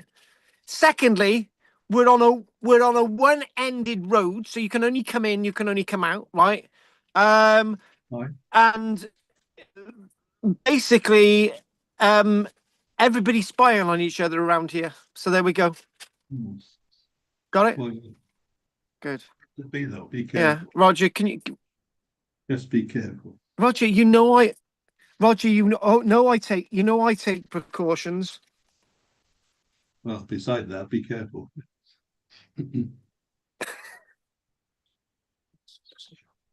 Right. Okay. We're gonna crack on. Right now, this we'll come back to this again. Right now, the big question is there any archaeological evidence to say that the Romans ever invaded Ireland? Right. So we're not going to look at Agricola. We're just going to look at a little bit of archaeology. Now, what we do have, there is Roman stuff in Ireland. That's undeniable. Back in the 1980s, I had a really good map issued by the Ordnance Survey. It was a 2-sheet map, right? And I used to have one bit on my wall. And on that, it had a little bit of a chunk of Ireland that says stuff has been found in Ireland. But anyway, so Roman artifacts found in Ireland. So there are some strong pieces of evidence, physical material on Irish soil. Now, what we do find in Ireland, there's a number of coin hoards. This is one of the coin hoards that has been found in Ireland. A coin hoard of 161 coins found in Ireland, and look at the quality of those coins. A mixed, lots of bronzes, few silver there, really good quality coins. We've got coin hoards in Ireland all the way from the noughties all the way into the 300s, and look at this wonderful hoard of copper coins also found in Ireland, and not just found somewhere in the field. This is actually found in a pottery jar found in Ireland. So we get stuff. There's a place called Dramana in Ireland, which isn't too far away from Dublin, which we will mention. But this is just a little bit of an introduction of the Romans being in other places. So we'll do a probably similar one when we might do a similar one to do with Orkney, might do a similar one to do with the Shetlands. But a site known as Newgrange in Ireland, we've got Roman coins there. A place called Tara in Ireland, we've got Roman coins there. Dramana near Dublin, we've got Roman coins there. So these are often small hoards. Some are isolated, but the interesting thing is the interpretation is it's not evidence of a conquest, certainly not. But it's evidence of trade with the Irish, diplomacy, exchange of gifts with Ireland. So not only do we get these coin hoards, we get these types of So when you actually get coin hoards in actually pot jars, we can get an idea of where the pottery jar was made, how the coins ended up in them. You can actually tell from both of the hoards that the coins are actually quite good status, so these coins themselves, well, these are grotty Roman coins, but those are actually quite well preserved. So they've gone over to Ireland, and it's basically a payment for something, or it's just some sign of communication between the Irish and us over here. So likely trade, diplomacy, gift exchange, or maybe some items are being looted. But you're not going to loot something like this, which is a Samian ware, fine red pottery from sort of northern eastern modern day France, Samian ware itself, and finding Samian ware in an island is not something they're going to loot. It's a trade object.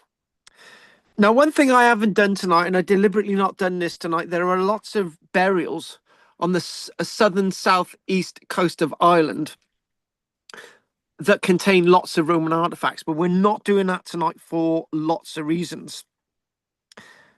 Other objects, we find lots of brooches, we find lots of Roman metalwork in Ireland, but Roman glass, completely intact Roman glass. Now, this is patinaed Roman glass. This is slightly started to degrade. So lots of this glass is going to be like a bluey, translucent hue to them. Sometimes a greeny type translucent hue to them.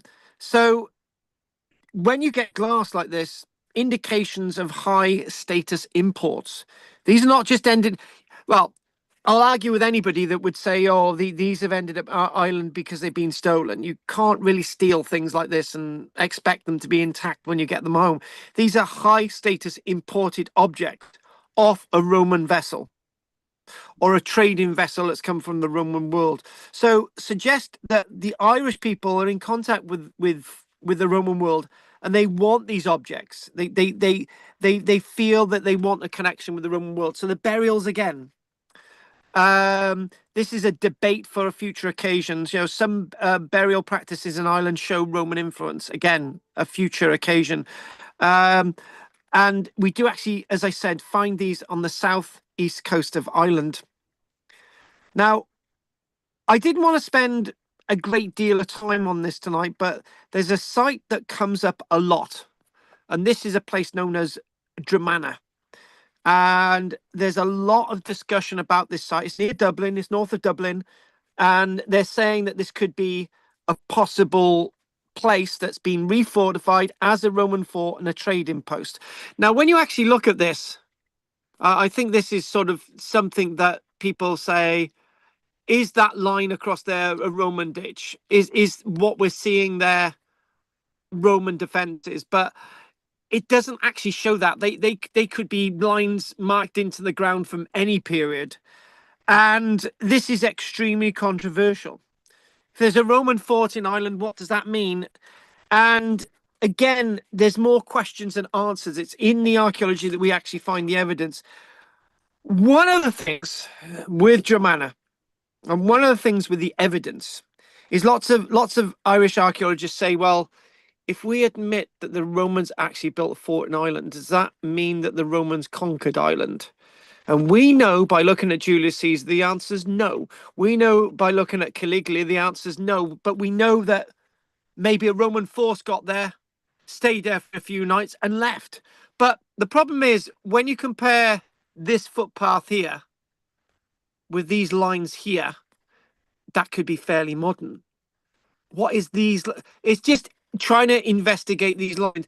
Roger knows that if you find any lines like this on the landscape of upland Wales, the archaeologists immediately say they're Roman without even investigating them. Yeah. But we do have lots of Roman sites in Cymru, Wales. So, but again, this itself, Dromana, it faces Britain, right? This site projects out, it faces Britain. Strategic coastal location. So is this site a military bridgehead and they basically explored a little bit of Ireland? Is it associated with a Roman trading station, or is it not a Roman site at all? Now, you could argue as well, people may have been wanting to build in a Roman way, so they built something at Dromana. But again, those signs, these indications do not indicate a Roman site at all. It indicates possible something, and the possible something is here at Dromana. The point is, here at Dromana, a large quantity of Roman material is being found nearby, not necessarily at this headline site. What does the Roman stuff mean? So no full excavation, so still unresolved. There's been no full excavation because it's been locked continually for maybe lots of logical reasons. So islands face Cymru, Wales. One of the things that's been argued, there's a historian that's come out with a new book, and it's been argued that the reason why we've got there, Cargibi, and the reason why we've got Cardiff continually manned from roughly around 70, AD 70 or AD 80, all the way through into the AD 410s, 420s, 430s. The reason why we've got these places known as Cargibi, Holyhead, and Cardiff is because they're linked to what's going on in Ireland, a tentative link. Roger, were you with me on that trip that we went to Cargibi and I showed you the Roman fort and the walls are still standing quite high? Yes. Oh, didn't you go to? Yeah, you were. You were. Roger, Roger, please don't tell everybody that I actually bought. Yeah, but Roger, do not tell everybody that I actually bought a meal for somebody, because it sort of paints me as a nice person, Roger, and it's not what I want you to do. So don't tell them. No. And there's also at Roman site the Saguntium, which had its own port as well, which is Carnarvon. So anyway, back to Ireland as well. This was a little. Thanks for saying the yes way after I mentioned it. So forgetting the history, forgetting the mentions of Tacitus and Agricola, but we're aware of something in Ireland, and what this is we don't know. We need to think about strategic awareness. We need to think about intelligence networks or contacts. So again, the link in with Ireland is again thinking about Diva Chester, the Roman site of Diva Chester. Have any of these sites got anything to do with Ireland, right? And I was going to mention Cumbrian coastal forts. They look over towards Ireland. Have they got any links to do with monitoring the Irish Sea, raids, diplomacy, or controlled contacts? Now, even in my own book, and I'll admit it's probably wrong, I mentioned that there was something known as the Galdel raids that started from Ireland in about the AD 300s. But that's historians telling us. It's not necessarily anybody coming over from Ireland raiding our coastline from the AD 300s onwards. The big question, did Rome ever enter Ireland as a military force, a military something? Evidence for, say, a Roman presence, Roman goods widely distributed on the eastern part of the coast of Ireland, Dublin, Dromana, possible site of Dromana. If we forget about Tacitus and Agricola, coastal military positioning, what we do think when we think about the Romans in Ireland, there's no evidence of any Roman roads. But then again, Roman roads in mainland Britain ain't brilliant. There's no Roman towns in Ireland. There's no Roman inscriptions that I can cite today. There's no legionary forts. So the balanced conclusion when we think about Ireland is the safest academic position is Ireland was never conquered by Rome, but it was not isolated. So if we go back to what we said, Julius Caesar stepping foot on Britain in 55 BC said it conquered Britain, right? But we're not going to say the same with Ireland. It gets really silly. And even with my ideas and Margaret's ideas about Caligula coming over to Britain for an afternoon, that's not a conquest either. You've got to see my video when I send it out. I'll be sending that video out to everybody tomorrow morning. It's uploaded. Ireland, it existed within a sphere of Roman influence, economically, politically, and possibly diplomatically, but it was never technically part of the Roman world at all, just a trading thing. So Ireland may have had, like we had in mainland Britain before AD 43, Ireland may have had, again, this is postulation, not archaeological evidence, client kings supported by Rome, trade enclaves, seasonal presence, but that's just a guess. There's no historical archaeological evidence for what I've just said. Possible, this may have been a short-lived unofficial Roman foothold for a very short period of time. And that's all we can really say about Ireland. This is all we can say. Dromana is the place that needs to be investigated. If, say, for example, we excavated a Dromana here, near Dublin, north of Dublin. If, say, we excavated this site and we found that there was a Roman military fort at Dromana, it doesn't mean to say that the Romans conquered Ireland. It means to say that they had a presence there for a short period of time. There's lots of Roman material here, but how long were they there for? So until this site is actually archaeologically excavated, we're not going to know anything other than postulated evidence. And again, calmly, the problem, no Roman notes, no towns, no inscriptions. And that's the problem, because Rome usually leaves a footprint you cannot miss. So what if Rome didn't invade Ireland, not because they couldn't, but because they didn't need to? They may have already controlled the east coast of Ireland by trade, by client kings, influence, what they did in Britain before AD 43. Ireland may never have been Roman in any way, shape, or form, but Rome was closer than we think. And I think we think about Germana, and I think that's where we're going to leave this tonight. It's been a shorter presentation tonight, and the reason why it's been shorter, there's been less of us. I know full well I've got to get outside after this and inspect my sheep, because we got one heavily in lamb, and we'll probably have a couple of lambs running around, and I'll be up all night for that. We'll be back next Tuesday, probably a little bit longer. I'm going to ask you all how clear this class was tonight, because I'm actually using Wi-Fi and not an internet connection via a phone. And we'll just get some feedback. So I'm just going to try and move this now, so we're done. So we're going to get off Zoom, and there we go. So how was the internet connection tonight, Margaret? Yeah, could hear you much, much better tonight. Good. There was a little wobble in the middle where I lost connection, but that was Roger's fault. Yeah, just briefly, but on the whole, you were a lot clearer, a lot louder. Yes. Good. And Roger, what again? The same question to you, and then we'll ask any stuff. Was it a bit more clearer tonight? As Margaret said, clear, and the topics were interesting with new stuff for me, and especially this island thing that good. There were raids for the Vikings. Norwegian Vikings had gone through Ireland to the southern coast here and all that. But with the Romans, that, as you said, there'd never been any mention of anything. And a key phrase was, did they need to go there? They came to Britain because they knew the metals and plenty of corn to feed their troops in Europe, where it was more unsettled.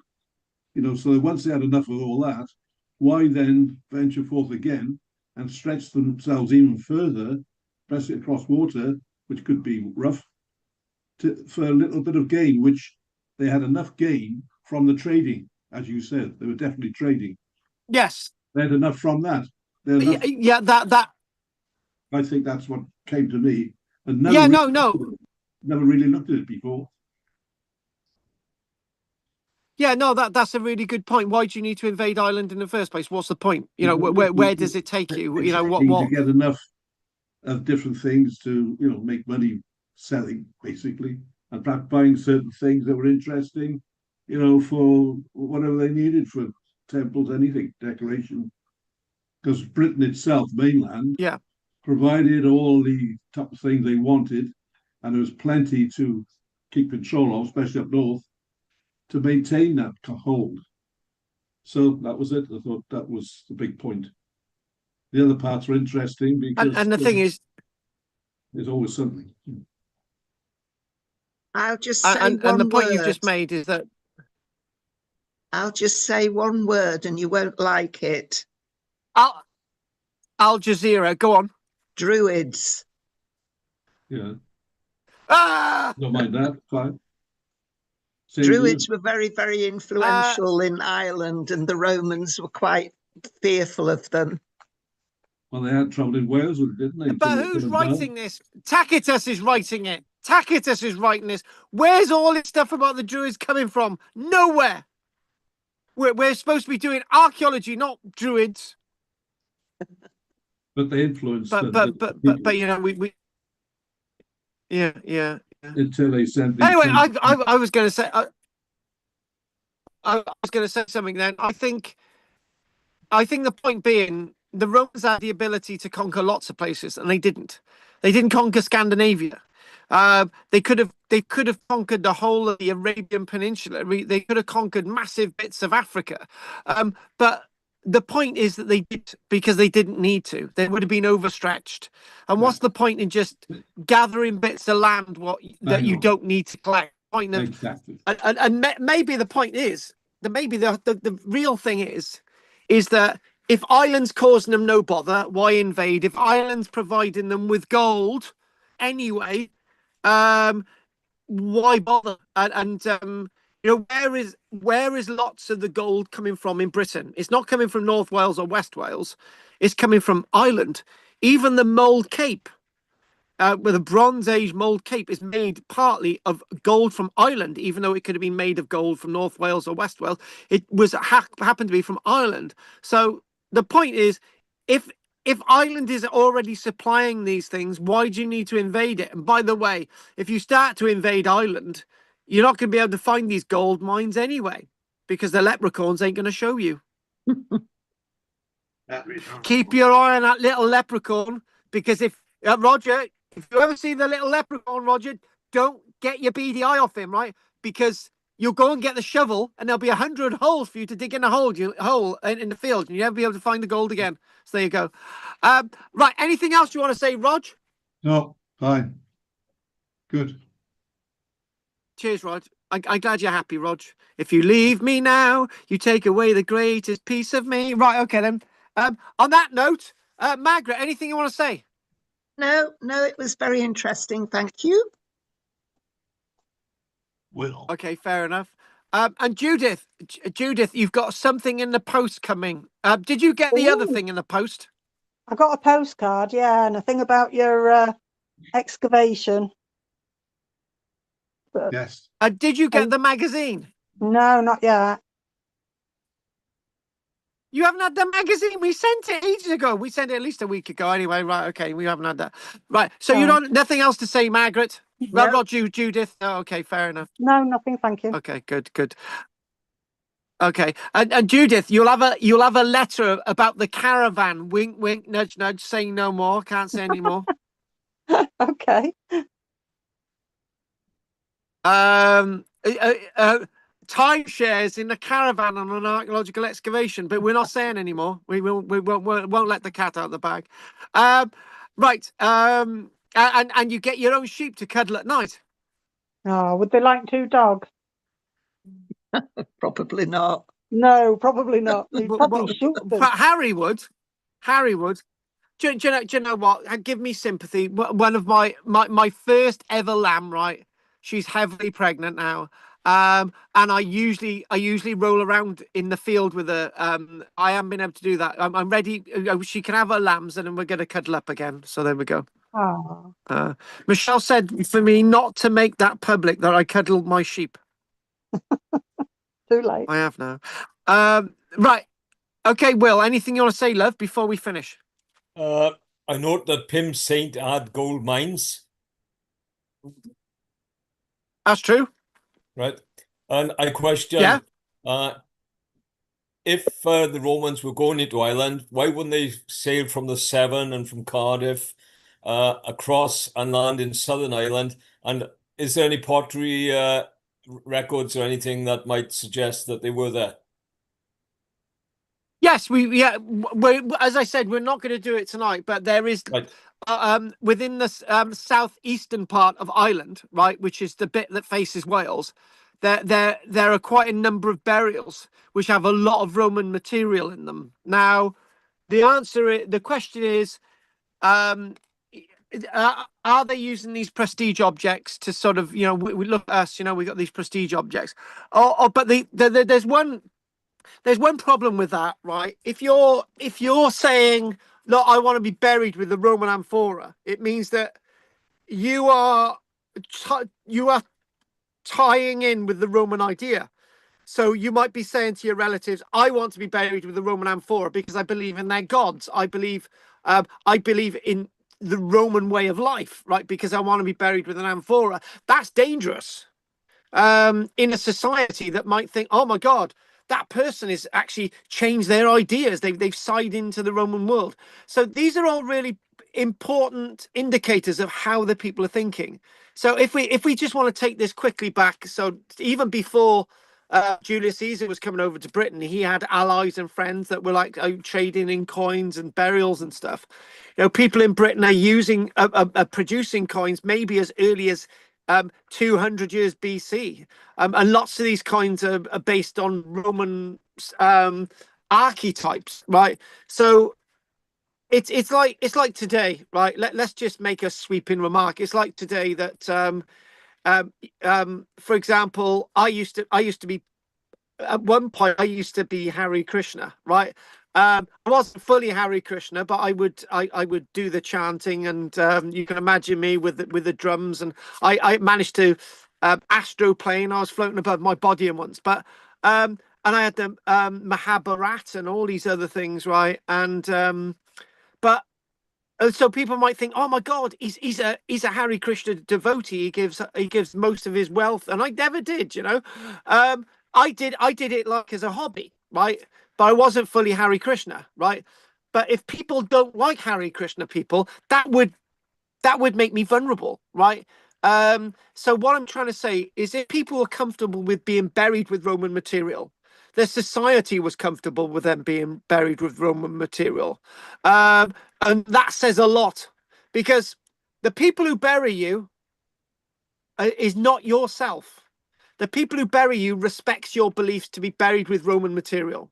And that would be a talk for another occasion. Anything else, Will? That's it. Thank you very much. No? Did they go Very to good. the Isle of Okay, Man? then, well, We'll say good night now, isn't it? hang on, we're going to say goodnight in a moment. The Isle of Man's a bit weird. We've got some weird stuff in the Isle of Man, lots of coins, but we don't actually have much in the way of settlement in the Isle of Man. But we will be coming back to the Isle of Man again. The weird thing is, there's lots of islands that the Romans, we don't get any evidence from. You know, for example, yeah, here's a good one, right? If we look at Flatholm in the Bristol Channel, there's little to no evidence that the Romans ever got there. However, there's another island in the Bristol Channel, Steepholm, where we do have Roman evidence. Oh. And it's a very odd thing, this. There's lots of evidence of the Romans on Anglesey, but if you want to look at all the islands along the West Wales coast, like Home Island, Grasholm, Barnsley Island and Caldy Island, I would need to really work hard to see if there's any Roman evidence of most of these. There's probably a little bit, but the Romans were more like land dwellers. And I think the point that Roger made is this: to conquer an island is very, very difficult. It uses a lot of resources, and then you're left with working out, why are you there? You can't link island with a road network because it's over water. So it's difficult for Ireland to be part of the Roman world. And that's an important point. And if you can make do with Ireland without it being part of the Roman world, then so be it. Maybe they went there for the holidays.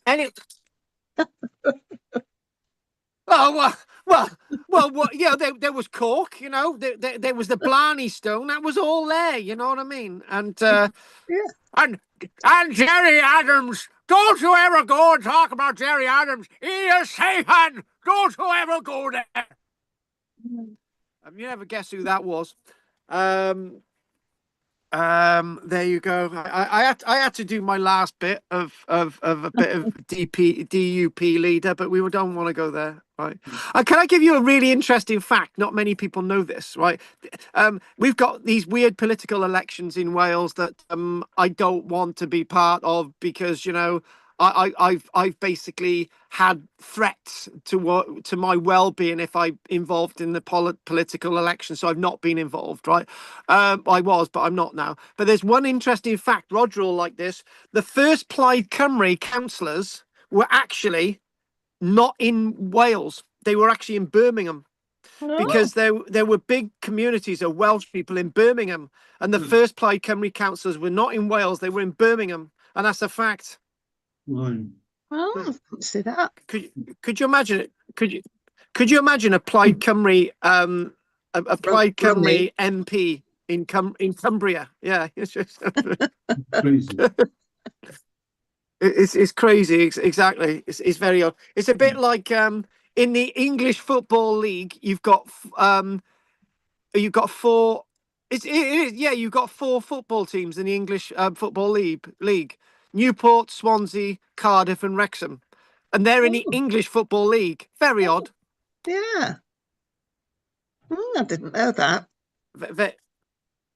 Very. Oh, and I jokingly said, because we got a page that which is really successful, called Barry and District Museumers, right? It's our, like, it's to do with my column in a newspaper, and we got 2,000 people on it, and it's great.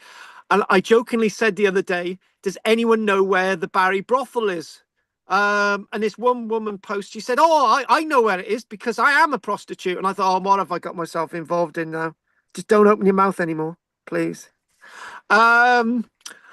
On that note, if anyone's got anything else to say it now before we go. Good night. No, thank you. Right. It's very good. Night. See you all. Okay, we're gonna call it a night. So I gotta say, good night, Fraggle Judith. Good night, Roger Dodge. Good night, wonderful Margaret, and good night, Will, the man of many names. Oh, hang on a minute. Judith has just come back in a minute. Hang on, she's just come back in. We've got two Judiths. Oh, hang on, don't go anywhere. We've got to see why. Oh, there she is. Right, Judith. Oh, hang on a minute. She's put the mic on. Why have we got two Judith? Guys, before we say goodnight, we've got to find out why Judith has got two Judiths. Judith, put your mic on.